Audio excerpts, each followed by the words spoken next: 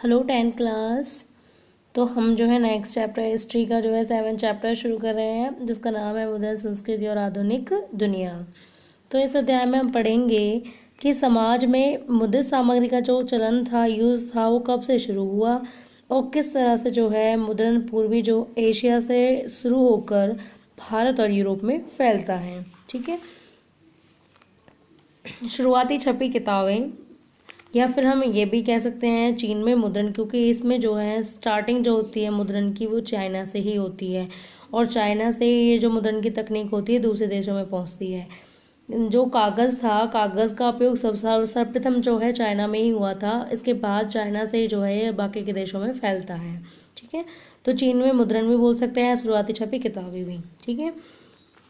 मुद्रण की सबसे पहली तकनीक चीन, जापान और कोरिया में विकसित हुई। यह छपाई हाथ से होती थी। तकरीबन 594 ईस्वी से जो है चीन में स्याही लगी काठ की तख्ती या ब्लॉक पर कागज़ को रगड़कर किताबें छापे जाने लगी थीं। लंबे अरसे तक चीनी राजतंत्र जो है मुद्रित सामग्री का सबसे बड़ा उत्पादक रहा। ये क्वेश्चन में हाल ही में ये क्वेश्चन भी पूछा गया था कि चीन में जो है मुद्रित सामग्री का सबसे बड़ा उत्पादक कौन रहा था। तो उसका आंसर भी यही है, चीनी राजतंत्र। चीनी राजतंत्र है जो मुद्रित सामग्री का सबसे बड़ा उत्पादक रहा। यह परीक्षाओं के लिए बड़ी तादाद में जो है किताबें छपवाता था। परीक्षाएं कौन सी? सिविल सेवा परीक्षाएं होती थी, उनके लिए जो है भारी मात्रा में किताबें छपवाता था। 16वीं सदी तक जो है परीक्षा देने वालों के साथ साथ जो है छपी किताबों की मात्रा भी जो है उसी अनुपात में जो है बढ़ गई। जब पढ़ने वाले पाठकों की संख्या में वृद्धि होगी तो सीधी सी बात है कि छपाई में भी जो है वृद्धि होगी। 7वीं सदी तक चीन में शहरी संस्कृति के फलने फूलने से छपाई के इस्तेमाल में जो है विविधता आई। व्यापारी अपने व्यापार की जानकारी जो है इन्हीं पुस्तकों से जो है लेने लगे। साथ ही पश्चिमी शैली के स्कूलों की आवश्यकताओं की पूर्ति करने वाला संघाई प्रिंट संस्कृति का नया केंद्र बन गया। हाथ की छपाई की जगह अब जो है धीरे धीरे जो है मशीनी छपाई ने लेनी शुरू कर दी। जहाँ हाथ से बनी हुई हाथ की जो छपाई थी उसका रोल था, वहीं जो है मशीन द्वारा की गई छपाई का रोल जो है ज़्यादा बढ़ने लगा। नेक्स्ट जो मुद्रण है वो है जापान का मुद्रण। जापान में क्या होता है, चीनी बौद्ध प्रचारक जो होते हैं चाइना से जो है जापान में जाती है मुद्रण की तकनीक। तो चीनी बौद्ध प्रचारक लगभग 768 से 770 ईस्वी के आसपास छपाई की तकनीक लेकर जो जापान गए। 868 ईस्वी में भी छपी जापान की सबसे पुरानी पुस्तक डायमंड सूत्र थी। ठीक है। तो 868 में छपी थी सबसे पुरानी पुस्तक कौन सी थी जापान की? डायमंड सूत्र। क्वेश्चन भी आ जाता है 1 मार्क्स में कि जापान की सबसे पुरानी पुस्तक का नाम बताओ। ये थी डायमंड सूत्र, जिसमें जो है पाठ के साथ साथ काठ पर खुदे चित्र हैं। तस्वीरें अक्सर जो है कपड़ों, कागज़ के नोटों और जो है ताश के पत्तों पर भी बनाई जाती थी। ठीक है। साथ ही जो है हाथ से मुद्रित तरह तरह की सामग्री संगीत के साजों, महिलाओं इत्यादि पर जो है लिखी किताबों से पुस्तकालय एवं दुकानें जो है अटी पड़ी थी, या फिर इनसे संबंधित जो पुस्तकें थी उनकी जो है भरमार थी। अब हमने देखा कि चाइना में मुद्रण आया, उसके बाद जापान में मुद्रण आया। अब चाइना जापान से मुद्रण कहाँ पर पहुँच गया है? यूरोप में पहुँच गया है। सदियों से जिस रेशम मार्ग से रेशम मसाले यूरोप आते रहे हैं, वहीं जो है 11वीं सदी में कागज़ भी इसी रास्ते से वहां पर पहुंचता है। कागज़ ने जहां मुंशियों द्वारा सावधानी पूर्वक लिखी गई पांडुलिपियों के उत्पादन को मुमकिन बनाया, वहीं 1295 ईस्वी में मार्को पोलो नामक महान खोजी यात्री चीन में काफ़ी साल तक खोज करने के पश्चात इटली वापस लौटा। तो मार्को पोलो इटली का निवासी था जो चाइना में रह रहा था। ठीक है। तो ये जो है खोज करने वाला था, डिस्कवरी करता था, खोजें करता था। मार्को पोलो इटली का रहने वाला था, चाइना में कुछ टाइम के लिए रह रहा था ये। तो 1295 ईस्वी में जो है ये यहाँ से लौटकर जो है इटली जाता है। चीन के पास जो काठ की तख्ती, जिसे काठ की तख्ती को वुड ब्लॉक भी बोलते हैं, चीन के पास जो है काठ की तख्ती वाली छपाई की तकनीक पहले से ही जो है मौजूद थी। तख्ती वगैरह तो सभी लोग गांव में तो सभी लोग जानते होंगे कि तख्ती क्या होती है। एक लकड़ी का जो फट्टा सा होता है जिसमें जो होती है ना शाई की दवात से लिखते हैं उसमें, तो वही उसी टाइप में थी कुछ। ठीक है। तो चीन के पास काठ की तख्ती यानी कि वुड ब्लॉक वाली छपाई की तकनीक पहले से ही मौजूद थी। मार्को पोलो यह ज्ञान अपने साथ लेकर लौटता है। इतालवी भी जो है तख्ती की छपाई से किताबें निकालने शुरू करने लगते हैं। संपूर्ण यूरोप में जो ये छपाई की तकनीक फैल जाती है। मुद्रित किताबों को सस्ती अश्लील मानने वाले बुद्ध भिक्षु जो संघ थे और कुलीन वर्गों के लिए छपी किताबों के विलासी संस्करण अभी भी जो है बेशकीमती चर्मपत्र या फिर बेलम जिसे बोलते हैं उस पर ही छपते थे। हालांकि जो बेलम था, जो बहुत ही बेशकीमती जो चमड़े का पत्र जो था, उस पर ही जो है जो विलासी लोग होते थे, यानी कि जो बड़े बड़े अमीर रईस लोग होते थे, वो जो इन्हीं पर लिखते थे। ठीक है, भिक्षु संघ वगैरह जो थोड़े धार्मिक प्रवृत्ति के थे, धार्मिक प्रवृत्ति के या फिर थोड़े कुलीन वर्ग से जो लोग होते थे, वो जो है बेलम का इस्तेमाल करते थे छपाई के लिए। ठीक है, जो कि बहुत ज़्यादा कीमती होता था, चर्मपत्र होता था ये बेलम। किताबों की मांग बढ़ने से जो है यूरोप के पुस्तक विक्रेता जो है इनका विभिन्न देशों में निर्यात करने लगे। इसी के साथ आती है पांडुलिपियाँ। तो पांडुलिपियाँ जो हैं कैसी होती है पांडुलिपियाँ? पांडुलिपियाँ जो हैं अक्सर नाजुक होती थीं, उनके रखरखाव लाने ले जाने में जो है तमाम मुश्किलें थीं, इसलिए इनका जो है चलन सीमित रहा। इसमें नकल उतारना बेहद खर्चीला, श्रम और समय अधिक लगते थे। हालांकि तख्ती की छपाई जो है काफ़ी लोकप्रिय रही, परंतु इससे भी सस्ती और तेज़ मुद्रण तकनीक की आवश्यकता थी। ऐसी छपाई की एक नई तकनीक के आविष्कार से ही जो है संभव हो पाता, जो 1430 के दशक में योहान गुटेनबर्ग ने कर दिखाया। तो मेरा मीन्स ये है कि किस जो पहले जो प्राचीन काल में जो है पांडुलिपि का इस्तेमाल होता था। हमारा जो इतिहास होता था वो पांडुलिपियों पर लिखा जाता था। ठीक है, अब पांडुलिपियाँ जो होती थी उनकी लाइफ ज़्यादा दिनों तक नहीं रहती थी। कई बार जो है इनमें दीमक लग जाती थी और ये नष्ट जल्दी हो जाती थी। तो इसीलिए जो है पांडुलिपियों की जगह अब जो है एक ऐसी मशीन की आवश्यकता थी जिससे बहुत सारी जो है छपाई की जा सके और जो काफ़ी लंबे टाइम तक जो है रह सके। ठीक है, तो पांडुलिपियाँ हालांकि नाजुक होती थी और उनमें से देखकर दूसरे में कॉपी करना भी जो है बहुत ज़्यादा खर्चीला था, उसमें बहुत ज़्यादा पैसा लगता था, टाइम लगता था, मेहनत लगती थी, सो अलग। ठीक है, तो योहान गुटेनबर्ग जो है जर्मनी से थे, उसके बारे में पढ़ेंगे जब वो अपनी प्रिंटिंग प्रेस लेकर के आते हैं। अब गुटेनबर्ग और प्रिंटिंग प्रेस। गुटेनबर्ग के पिता जो हैं एक व्यापारी थे। वह बचपन से ही जो है जैतून जो है ऑलिव को बोलते हैं। ठीक है, तो गुटेनबर्ग के पिता जो एक व्यापारी थे, वह बचपन से ही जो है जैतून पेरने और तेल की मशीनों को जो है देखता आया था। बाद में जो उसने पत्थर पर जो है पॉलिश करने की भी कला सीखी और शीशे को जो इच्छित आकृतियों, अपने मन की पसंद की आकृतियों में गढ़ने में भी जो महारत हासिल की उसने। अपने अनुभव ज्ञान का इस्तेमाल जो उसने नए नए आविष्कारों में किया। जैतून प्रेस ही जो है प्रिंटिंग प्रेस का मॉडल बनती है।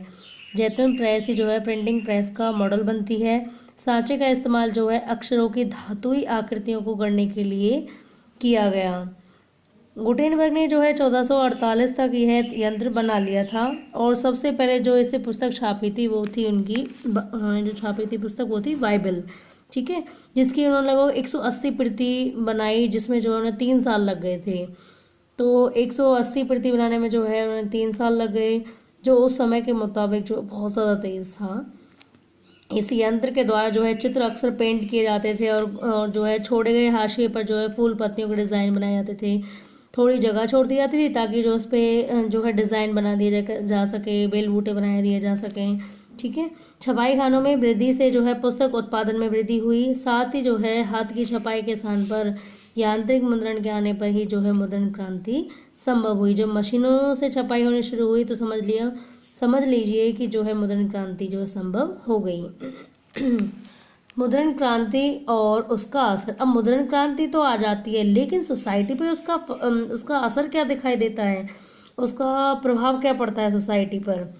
मुद्रण क्रांति से जो है लोक चेतना बदली और चीज़ों को देखने का नज़रिया बदला। ठीक है, क्योंकि जब पढ़ते हैं तो पढ़ाई जो होती है एक तरीके से लोगों की सोच में परिवर्तन करने का काम करती है। तो वही जो है मुद्रण क्रांति ने भी किया।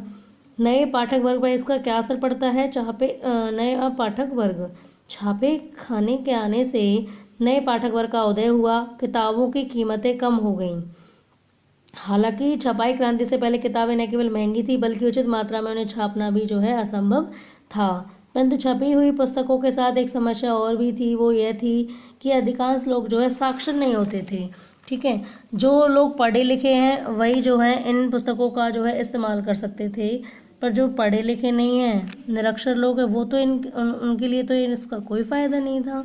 ठीक है, और इन पुस्तकों को जो है सिर्फ पढ़े लिखे लोग ही पढ़ सकते थे। अतः प्रकाशकों के प्रयासों से जो है व्यक्ति पुस्तकों को नहीं पढ़ सकता था, उनके लिए जो है उन्होंने एक नई स्कीम खोजी। मतलब अब जो है जो व्यक्ति पढ़ सकते थे, जिन्हें पढ़ना आता था, वो क्या है उन पुस्तकों को पढ़ते थे, और जो निरक्षर लोग थे उनके द्वारा पढ़े हुए को जो है सुनते थे। वो बोलते जाते और निरक्षर व्यक्ति जो होता था वो सुन सकता था उन्हें। ठीक है, तो इस तरीके से सबको इसका फायदा मिला, जिससे वो लोग भी जो है अब लुत्फ उठा सके। मुद्रकों ने लोक कथाएं और लोकगीत छापने शुरू कर दिए, जिनमें बहुत सारे चित्र भी होते थे। शहरी शराबघरों में इन्हें गा कर जो है सुनाया जाता था। इस तरह मौखिक संस्कृति जो है मुद्रित संस्कृति में जो है प्रवेश कर गई। ठीक है, यानी कि मुंह से बोल करके जो है लोग गाने लगे उसे, जिससे निरक्षर लोग भी जो है उसे पढ़ सके, समझ सके। साथ ही जो है लोग बोर ना हो, इसके लिए जो है भरपूर मात्रा में जो है चित्र भी डाले जाते थे। नेक्स्ट है हमारा धार्मिक विवाद और प्रिंट का डर। धार्मिक विवाद और प्रिंट का डर। प्रिंट के माध्यम से स्थापित सत्ता के विचारों से असहमत होने वाले लोग भी अब अपने विचारों को छापकर उन्हें फैला सकते थे। ठीक है, जो लोग निरंकुश थे, जो सरकारें उस समय थी निरंकुश थी, जो लोगों के विचारों को दबाती थी, अब उनके खिलाफ भी लोग जो है विचार अपने अपने विचारों को जो है छाप सकते थे। ठीक है, तो मुद्रण लोगों के दिलों में जो है भय भी लेकर के आया। अब जहाँ लोगों को लगा कि वो जो है जो निरंकुश लोग हैं उनके खिलाफ जो है छाप सकते हैं, अपने विचारों को प्रकट कर सकते हैं, वहीं जो है इन लोगों के मन में जो है एक डर भी उत्पन्न हो गया इससे। और ये डर क्या था? वो ये था कि अगर छपे हुए और पढ़े जा रहे पर कोई नियंत्रण ना होगा तो लोगों में जो है अधार्मिक और बागी विचार जो है पनपने लगेंगे। जहाँ एक तरफ इसका जो है अच्छा इफेक्ट था, वहीं दूसरों एक कम्युनिटी जो थी उसको इसका गलत इफेक्ट नज़र आ रहा था। ठीक है, तो जिससे साहित्य धरोहर नष्ट हो जाएगा। जो कुछ धार्मिक लोग प्रवृत्ति के लोग तो लग रहा था कि लोग जो है अधर्मी हो जाएंगे इन पुस्तकों को पढ़ करके, वो ये सोचने लगे थे कि इन पर थोड़ा बहुत नियंत्रण करना जरूरी है।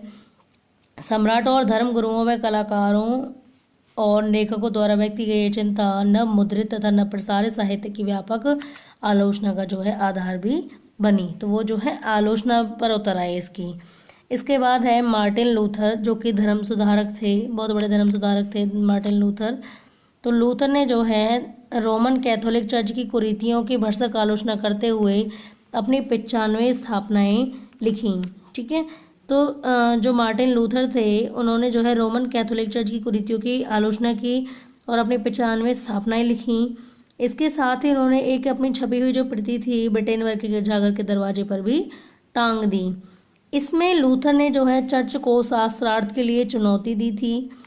शीघ्र ही लूथर के लेखों को जो पढ़ने वालों की तादाद बढ़ी और उसकी छपाई जो है ज़्यादा बढ़ गई। परिणाम स्वरूप चर्च में जो है विभाजन हो गया और प्रोटेस्टेंट धर्म सुधार का जो है प्रारंभ हुआ। कुछ ही हफ्तों में जो है न्यू टेस्टामेंट के लूथर के अनुवाद की जो है 5000 प्रतियां जो हैं बिक गईं। 3 महीने के अंदर दूसरा संस्करण भी निकालना पड़ा। लूथर ने जो है एक बहुत बड़ी कोटेशन दी है। लूथर ने कहा कि मुद्रण ईश्वर की दी हुई सबसे महानतम देन है और सबसे बड़ा तोहफा है। ठीक है, ये बहुत बड़ी कोटेशंस भी दी थी उन्होंने। अब है मुद्रण और प्रतिरोध। जब मुद्रण होगा, छापा जाएगा कुछ, तो सीधी सी बात है उसका जो है विरोध भी होगा। तो 16वीं शताब्दी के इटली के एक किसान मेनोकियो, ये इटली का किसान था मेनोकी नाम का। मेनोकी ने जो है अपने इलाके में उपलब्ध किताबों को पढ़ना शुरू कर दिया था। उसने उन किताबों के आधार पर जो है बाइबल के नए अर्थ लगाने शुरू कर दिए। उसने सृष्टि और ईश्वर के बारे में ऐसे विचार बनाए कि रोमन कैथोलिक चर्च जो है उससे क्रोध हो गया।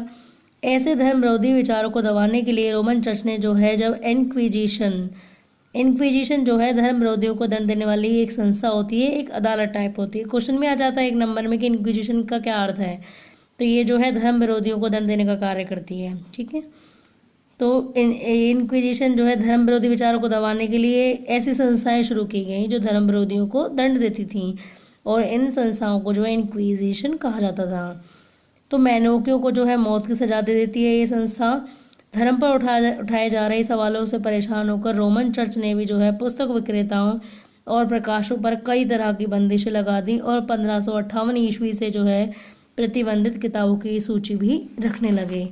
इसी के साथ जो है लोगों में पढ़ने का जुनून भी जो है आने लग जाता है। 17वीं और 18वीं सदी के दौरान यूरोप के कई हिस्सों में साक्षरता दर बढ़ी। किताबें जो है मुख्यतः पंचांग के अतिरिक्त लोक कथाएं या फिर गाथाएं और लोकगीतों की ही हुआ करती थी।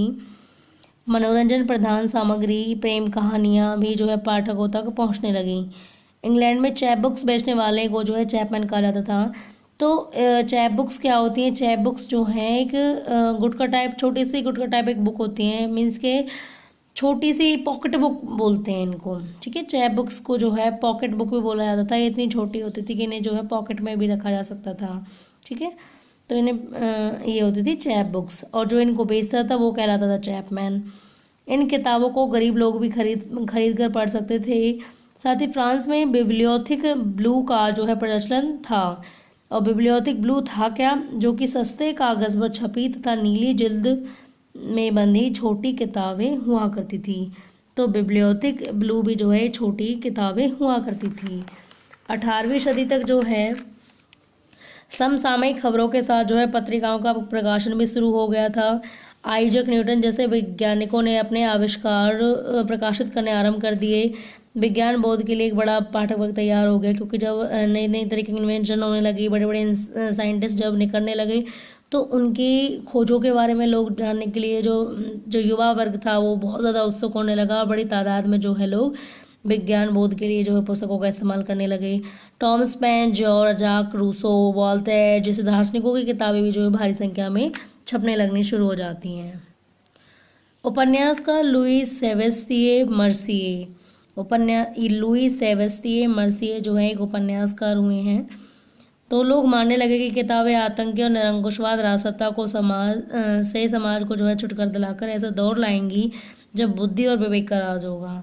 तो लोग मानने लगे कि किताबें आतंकी और निरंकुशवाद राजसत्ता से समाज को छुटकारा दिलाकर ऐसा दौर लाएंगी जब बुद्धि और विवेक यानी कि हर चीज़ को जो है तर्कता की कसौटी पर जो है परखा जाएगा और विवेक का राज होगा। फ्रांसीसी उपन्यासकार लुई सेबेस्तिये मर्सिये ने जो एक घोषणा की थी, और वो घोषणा क्या थी? छापाखाना प्रगति का सबसे ताकतवर औजार है। तो छापाखाना जो है प्रगति का सबसे ताकतवर औजार है। इससे आ रही जनमत की आंधी में निरंकुशवाद उड़ जाएगा। तो छापाखाना प्रगति का सबसे बड़ा ताकतवर औजार है। इससे बन रही जनमत की आंधी में निरंकुशवाद उड़ जाएगा। तो उनका कहने का मतलब ये था कि छापे खाने में जो इतनी ताकत होती है कि वो जो निरंकुशता को भी उखाड़ कर फेंक सकता है, ठीक है। तो स्टूडेंट्स आज के लिए इतना ही करेंगे, वरना बहुत ज़्यादा हो जाएगा, और आई नो कि हिस्ट्री बोरिंग होती है, तो इसीलिए जो है इतना काफ़ी होगा आपके लिए। आज के लिए इस पार्ट को यहीं पर रोकती हूँ। नेक्स्ट वीडियो में कवर करेंगे। तो thank you for watching this video. Thank you so much.